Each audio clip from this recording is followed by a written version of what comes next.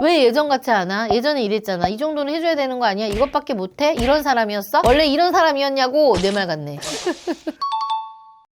대표님, 요즘 연애 프로그램 보면 이상형 얘기할 때 꼭 나오는 말 있잖아요. 어떤 말이요? 전 존경할 수 있는 남자를 만나고 싶어요. 그 말 되게 멋있어 보이죠? 근데 저는 그 말 들으면 한 가지 궁금한 게 있어요. 그 존경이 진짜 그 사람에 대한 인격의 감정일까? 아니면 그 사람이 이룬 결과, 이거를 향한 감정일까? 요즘 여자들 이상형 기준이 좋은 사람에서 존경할 수 있는 사람으로 바뀌었어요. 근데 이상해요. 존경이라는 의미는 위를 향해 쓰는 거잖아. 그리고 존경이라는 말이 조건이 충족될 때는 작동을 하지만 조건이 흔들리잖아? 그럼 갑자기 사라져버려. 그래서 오늘은 여자들이 흔히 말하는 이 존경할 수 있는 남자, 그 말 뒤에 숨겨진 불편한 진실을 한번 짚어보겠습니다. 첫 번째, 존경의 최저가 커트라인입니다. 피디님, 존경이 뭐라고 생각해요? 사람을 높게 그냥 평가하는 거 아니에요? 나 존경해?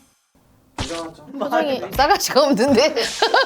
피디님은요? 어떤 게 존경이에요? 부모님에 대한 존경 그런 거 아닐까요? 그치. 상대를 높이 평가하고 그 사람을 따르고 싶은 거잖아. 근데 결혼 시장에서 존경할 수 있는 남자를 원한다. 이런 분들께 제가 꼭 묻는 질문이 있습니다. 주변에 성실하고 성격 좋은 남자 있죠? 그분 존경하세요? 대답은 거의 비슷해요. 좋은 사람은 맞는데 제 스타일은 아니에요. 연봉이 좀 낮고요. 키도 좀 작고요. 애매해요. 이렇게 대답한단 말이에요. 인성이랑 존경은 별개라는 거네요. 그렇지. 그러니까 요즘 여자들이 말하는 존경에는 최저가 커트라인이라는 게 있어요. 연봉 얼마 이상, 직업 어느 정도 이상, 자산 어느 정도 수준 이상. 이 선을 통과해야지 비로소 존경이란 버튼이 딸깍하고 눌리는 거죠. 어떻게 보면 능력 있는 사람을 원하는 건 당연한 거잖아요. 근데 그걸 왜 존경이라는 단어로 부르냐는 거지. 능력 있는 남자를 원해요 라고 하면 되는 거잖아. 왜 굳이 존경할 수 있는 남자라고 얘기를 할까요? 존경이라는 단어를 쓰는 순간에 내 스펙 필터가 가치관처럼 예쁘게 포장지에 싸져 있는 그런 느낌. 그러니까 내가 말하는 존경은 인격이 아니라 결과물에 붙은 감정인데 마치 사람 자체를 향한 감정처럼 보이게 하는 그런 거지. 제 지인이 실제로 겪은 이 실화인데 소개팅 나갔더니 여자가 이렇게 얘기를 하더래요. 전 존경할 수 있는 남자가 좋아요. 그러면서 이제 덧붙였대요. 저희 삼촌이요. 인생에 있어서 삼국지 3번 안 읽어본 남자는 절대 만나지 말래요. 남자가 기가 차서 물어봤대. 그럼 태조한 거는 읽어보셨어요? 이렇게. 여자가 뭐라고 얘기할게요? 안 읽어봤다? 아무 말도 못하더래요. 그러니까 본인도 모르는 기준을 남한테 들이대는 거야. 냉정하게 한번 생각을 해볼게요. 삼국지 30번 읽었어. 근데 경제관념이 없어 남자가. 결혼할 거예요? 아니요.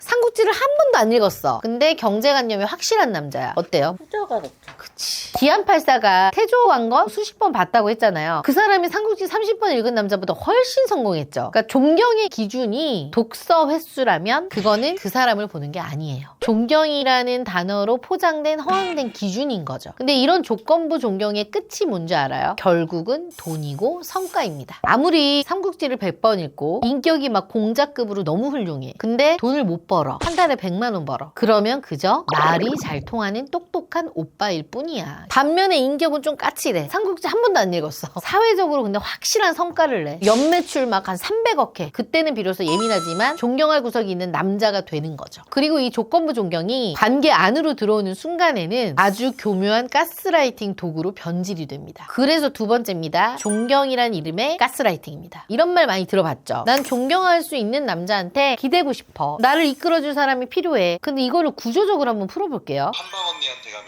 결혼할 수 있나요? 물론이죠. 1대1로 꼼꼼하게 관리해주고 철저하게 객관화를 할 수 있는 피드백을 주고 매니저가 딱 달라붙어서 어떻게 해야 할지 컨설팅해주는 전문가를 찾아오세요. 한방 언니가 함께 고민하고 도와드리겠습니다. 존경하니까 따른다 이 말은요, 따르니까 남자가 결정한단 말이에요. 그럼 결정하니까 책임도 누구의 몫이야? 남자의 몫인 거야. 존경이 책임을 한쪽으로 모는 구조가 되는 거네요. 맞아요. 존경이 시작점이 아니라 위계를 정당화하고 책임을 몰아주는 장치가 되는 그 순간이 있어요. 예를 들어볼게요. 집은 오빠가 결정해. 난 오빠를 믿고 오빠의 결정을 따르겠어 라고 얘기해. 그러면 결정권 남자한테 넘어갔죠. 근데 결과가 좋으면 어떻게 돼요? 아, 역시 내 남편 하고 당연하게 넘어가. 근데 결과가 나쁘면 어떻게 돼요? 왜 그런 결정을 했어? 믿으라며. 이렇게 되는 거지. 바로 화살이 날라오는 거야. 내 얘기 같네?